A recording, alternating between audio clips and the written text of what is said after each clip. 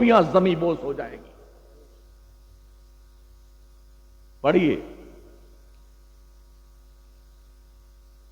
ویسے بھی کہیں کی اینٹ کہیں کا روڑا، بھانوتی نے کنبا جوڑا. 2-3 سیڑھی کے اوپر جانا ہوا. حضرت نے فرمایا آپ تیسری منزل پہ آرام فرمانے کے لیے لے کے آئے ہیں تاکہ آرام سے آپ سو لیں. یہاں سو لیں گے. 36 گھنٹہ ہو گئے جاگتے ہوئے.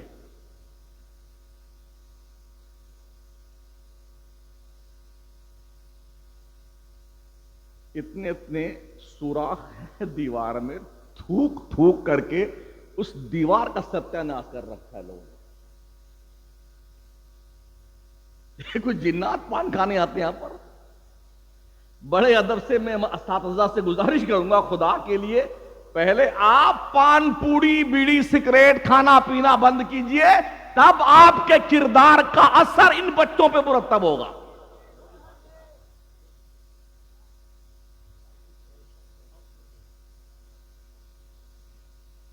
کہیں کہیں جالیاں لگی ہوتی ہیں تاکہ مچھر نہ تشریف لانے پائیں اندر. ان مدرسوں میں جا کے دیکھا تو ایسے سوراخ کر کے یوں پچکاری مارتے ہیں بیٹے. مجھے بتائیے نا یار، کسی کالج میں جائیے، یونیورسٹی میں جائیے، آپ کو دھبا نہیں ملے گا دیوار پر.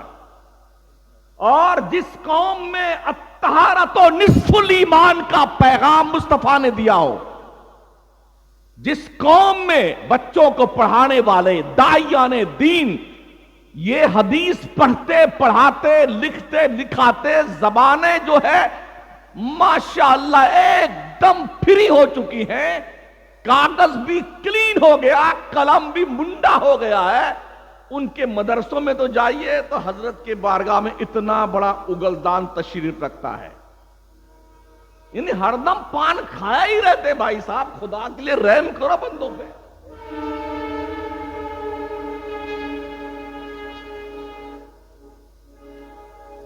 بچے اپنے بڑوں کو دیکھ کر کے راستہ پکڑتے ہیں نا یار.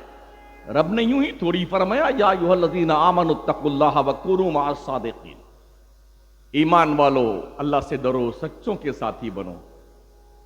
صحبت صالح تورا صالح کنت، صحبت طالع تورا طالع کنت. اچھوں کی صحبت بروں کو بھی اچھا بنا دیتی ہے، اور بروں کی صحبت اچھوں کو بھی برا بنا دیتی ہے. یہ سلیکشن آپ کیجئے کہ آپ نے کرنا کیا ہے. ہم نے قرآن شریف کو فاتحہ کی کتاب بنا لیا تھا. ہاں، جیسے کسی کا باپ مرا، کسی کی اماں مری نا، موتبی صاحب یہ قرآن شریف ہمارے ابا کے نام رکھ لیجئے اور کل لڈو لے آئیں گے ہم، اور ہمارے ابا کی بخشش کی دعا کروا دیجئے بچوں سے. تیرے باپ کی بخشش کے لیے بچے پیدا ہوئے ہیں. اگر بچے اور مدرسین اس کام کے لیے آمادہ نہ ہو تو بہت جگہ ہم نے ایسے بے غیرت کمیٹی والے صدر سیکریٹری مردودوں کو دیکھا ہے جو بے حیا کیا کرتے ہیں کہ اگر فلانے کا باپ پڑا ہے تعلیم بند کر دو، پہلے اس کی فاتحہ لگواؤ. قرآن تمہارے مردوں کی بخشش کروانے نہیں آیا ہے. ان ھذا القرآن یہدی للتی ہی اقوم. بے شک یہ قرآن دنیا بھر کے انسانوں اور قوموں کو ہدایت کا میسج دینے کے لیے آیا ہے.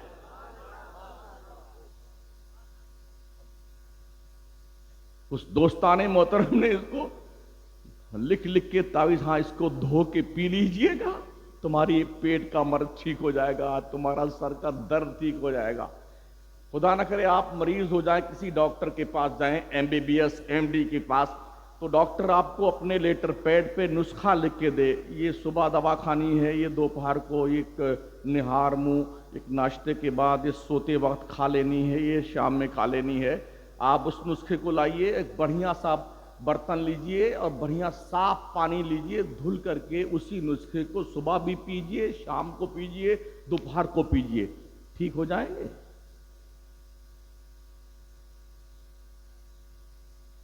کیا لکھے ہوئے نسخے کو پینے سے شفا ملتی ہے؟ یہ قرآن کا اعجاز ہے، الگ اسپیشلی میٹر ہے، لیکن قرآن اس لیے نہیں آیا کہ اسے دھو کے پیا جائے، قرآن اس لیے آیا ہے کہ اس کے فرمودات کو سمجھا جائے، سیکھا جائے، اس پہ عمل کیا جائے۔ قرآن تمہیں دفنانے کے لیے نہیں آیا ہوا، مردے انسانوں کو زندہ کر کے بام عروج پر پہنچانے کے لیے قرآن آیا ہے۔ آج جو دنیا چاند پر جا رہی ہے، پلاٹنگ کر رہی ہے، انترکش میں جا رہی ہے، سورج کی شعاؤں کو گرفتار کر رہی ہے، معدنیات نکال رہی ہے، تانبا، سونا، پیدل، چاندی، جستا، پیٹرول، ڈیزل، گیس، گھاسلیٹ، ان کے باپ کے پاس علم تھا؟ یہ 300-400 صدی چھوڑ دیجئے، اللہ کی عزت کی قسم، اسلام نے وہ سائنٹسٹ پیدا کیے ہیں جن کی دہلیز کرم پر بیٹھ کر کے ان کے دسترخوان کے ٹکڑے کھا کے دنیا سائنسداں بنی ہے۔ آج کالج میں ہمارا بچہ جاتا پڑھنے کے لیے تو گلیلو بہت بڑا سائنٹسٹ تھا، کیپلر کتنا مائنڈڈ تھا، نیوٹن بڑا ہائی فائی دماغ کا آدمی تھا۔ او لوگوں، یہ وہ بدھو ہیں جنہوں نے مسلمانوں کے کھائے ہوئے ٹکڑے کھائے ہیں۔ پڑھو اسلام کے ان لیڈروں کو۔ البیرونی کون تھا؟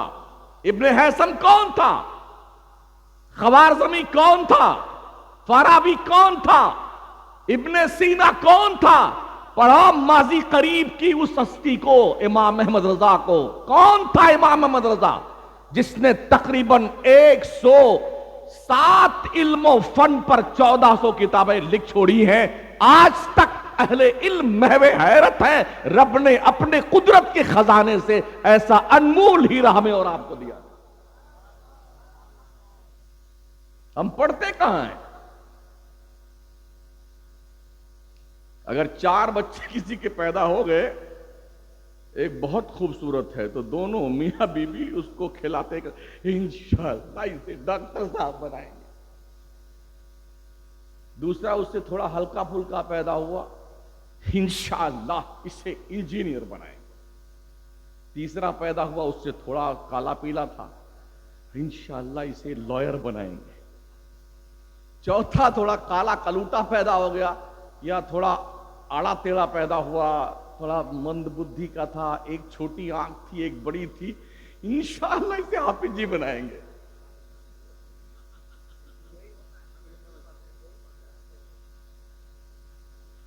کیا توقعات لوگوں نے وابستہ کر رکھی ہیں یار تعلیمات مصطفیٰ سے۔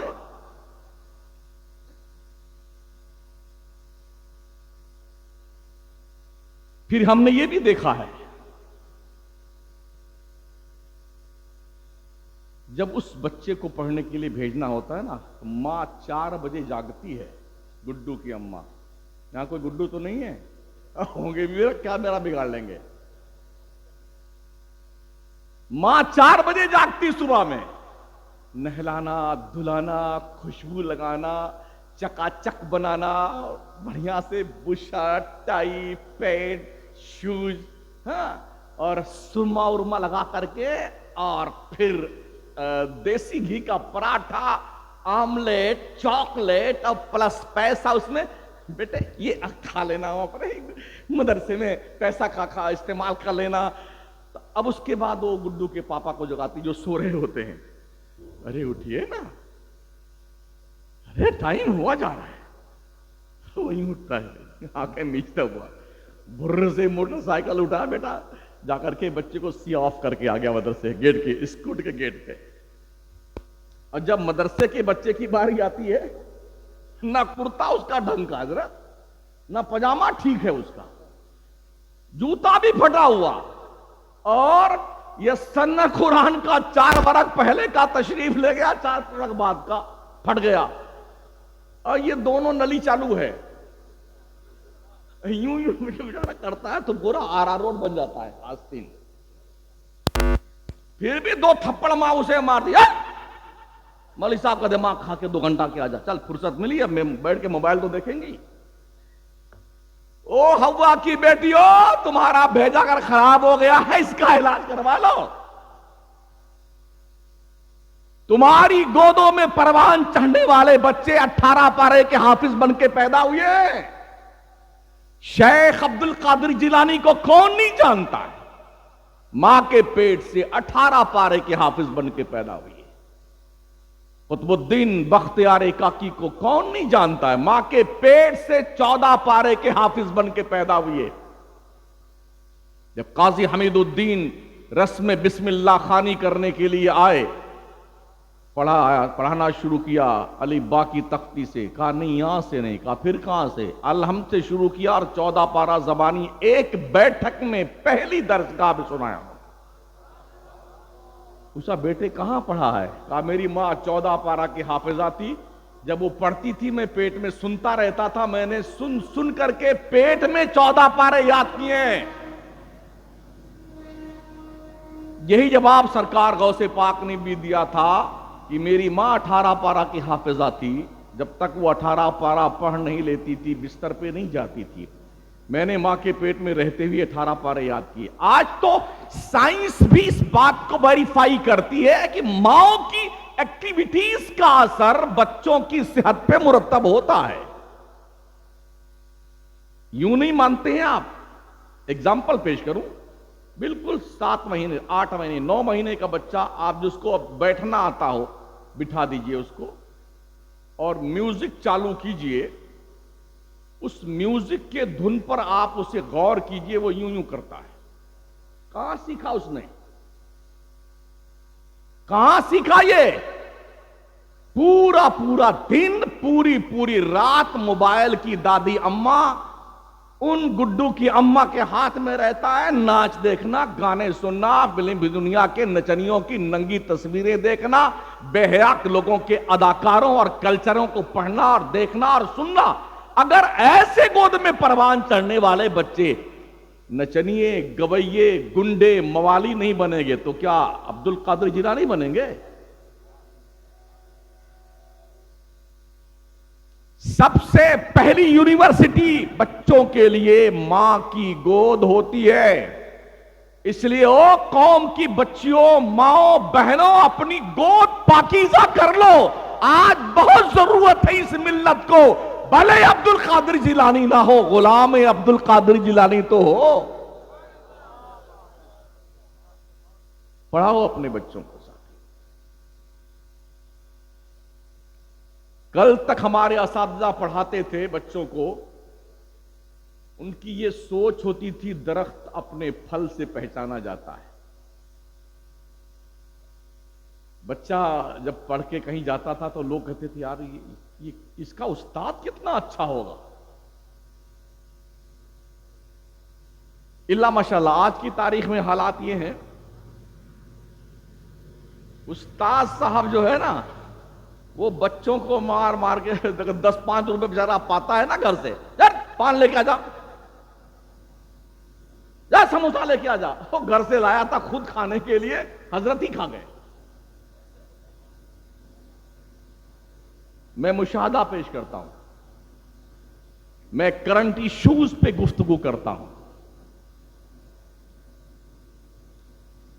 کئی دوستوں کے گھر میں جانا ہوا، انہوں نے یہ حضرت یہ ہماری بیٹی کنیز فاطمہ ہے نا، اسے کم سے کم 25 گانے تو زبانی یاد ہیں، اور اتنا پیارا ڈانس کرتی ہے، بہت پیارا ڈانس کرتی ہے۔ میں نے کہا کلمے کتنے یاد ہے؟ کہا وہ تو انشاءاللہ سکھائیں گے حضرت، سکھائیں گے۔ کب سکھائے گا؟ مرنے کے بعد۔ اگر آپ یہ توقع رکھتے کالج یونیورسٹیز کی دہلیز سے آپ کے بچوں کو دین کی شکشا دی جائے گی تو آپ سے بڑا احمق کوئی نہیں ہے۔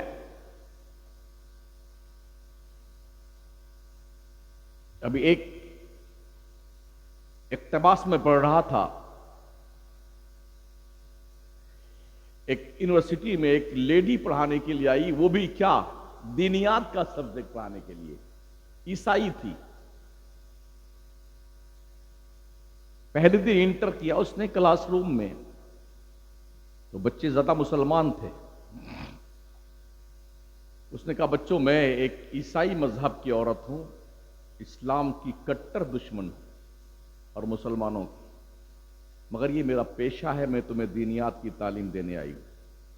کیا توقع رکھتے ہیں آپ کی جو اولاد ہے اس کو وہ لیڈی جو اسلام اور مسلمانوں کی دشمن ہے وہ آپ کے بچوں کو اسلام اور دینیات کی تعلیم دے گی؟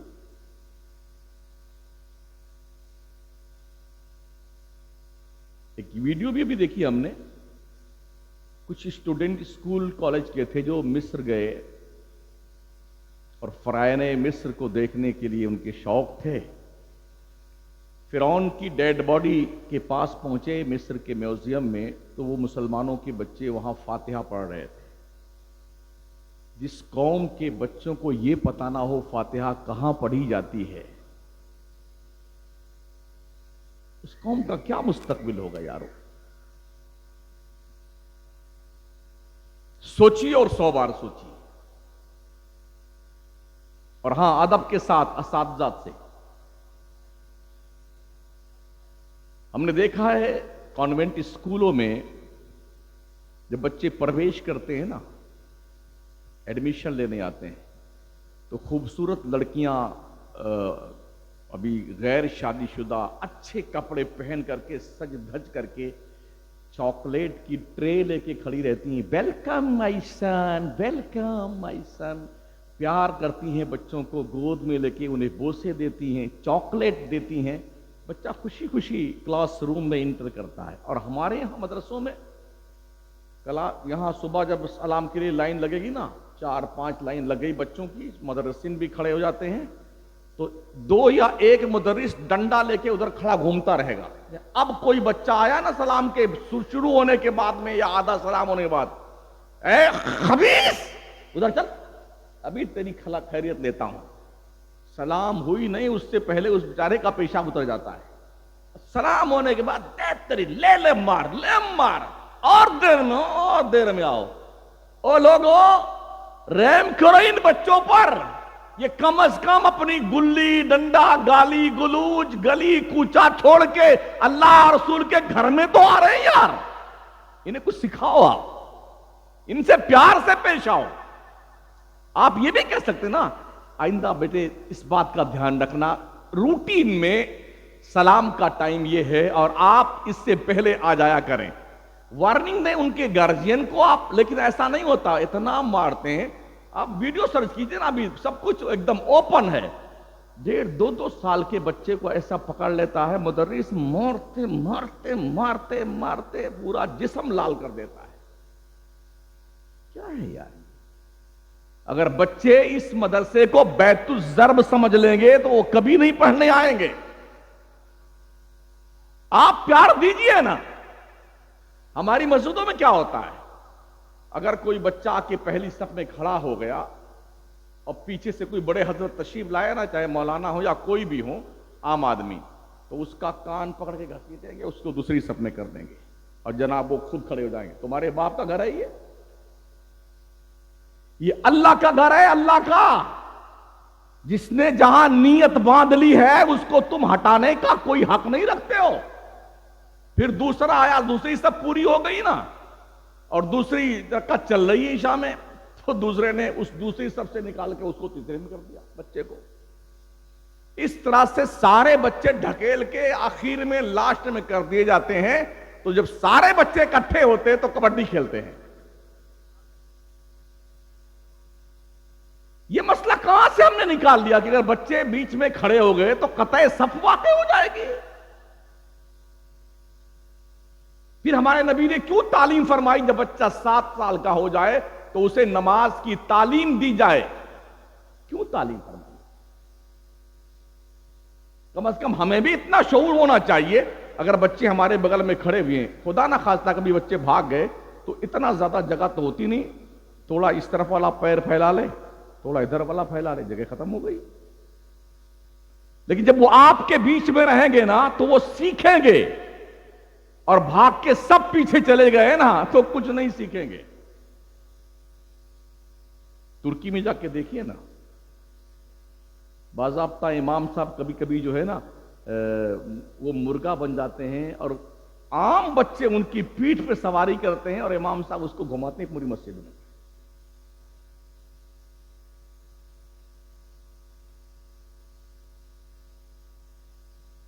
تو ہمارے بچوں کو کچھ ڈھنگ کی تعلیم کہیں پر دی